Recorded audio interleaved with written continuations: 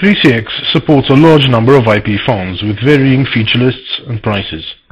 The support section of the 3CX website will give you the current list of supported phones. You can also use analog phones by interfacing them with the FXS channel banks.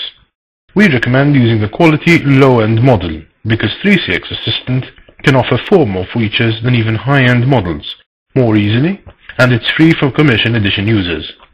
More about the 3CX Assistant later. After selecting the Add Extension menu option, we are presented with the General tab. The first key field is the email address field, which the PBX uses for three main reasons. Firstly, to deliver a notification that a new extension has been created. Secondly, to deliver a notification that a voicemail message has arrived. And thirdly, to deliver a notification that a fax message has arrived. In the Authentication ID and Authentication Password field, by default the 3CX Management Console will suggest the same value as the extension number. This is a big potential security risk, so you should change it, unless this is a testing-only install. Voicemail is enabled by default, and if you want the voicemail system to play back the number of the caller before playing back the message, you need to enable the Play Caller ID checkbox. If you want the voicemail system to play back the time the caller left the message, you will need to change the Read Out Date or Time of Message field. Also, the PIN number should be changed from the default for security reasons, and the Email Options drop-down will allow you to customize the way the PBX delivers voicemail notifications to the user. At this stage, you already have enough information to save a basic extension by clicking the Apply button. The forwarding rules functionality for extensions is probably the most interesting and most powerful part of the 3CX functionality. For every forwarding rule you wish to create, you will need to specify 4 W's: why to forward the call, when to forward the call, where the call is coming from, and who to send the call to. Why to forward the call? The possible reasons for call forwarding may be one of the following. First, the extension rang but did not answer within the specified number of seconds. The extension was busy with another call.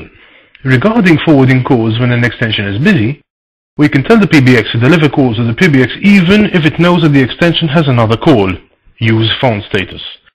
And in this way, we can allow the extension to have a second incoming call, with flashing lamps on the device, even if another call is already in progress. The call will be classified as extension was busy only if the phone responds to the attempted call with 486 busy. And this can happen only if the user rejected the call directly or if the phone internally cannot handle any more simultaneous calls. A call was from a particular number, and you then specify which caller number to perform this forwarding for. Other possible forwarding reasons are phone not registered, if it's switched off for example, or forward all, which forwards all calls without checking the status. Next, when should we forward the call? We can forward the call for all hours, or only during office hours, or only outside office hours. Alternatively, you can create a specific range of hours for this particular extension, maybe to handle a user who may be operating in a different time zone, for example. Where is the call coming from? We can change forwarding destination depending on whether the call is coming from another extension or from outside the PBX, across a PSTN or provider, for example. And finally, who shall we send the call to? You can forward the call to any destination you choose, internal or external. Every extension created is by default not assigned to any group, but we can organize users into groups, for example, to restrict members of one group viewing information of other users in another group when using the call assistant. There is also a system-defined group called management, whose members can be set to see all other users on the PBX and manage or control their calls. To create a new group, click the Add Extensions Group button and choose the members of the group in the Members tab. Now, select what type of information will be visible to extensions in that group in the Rights tab.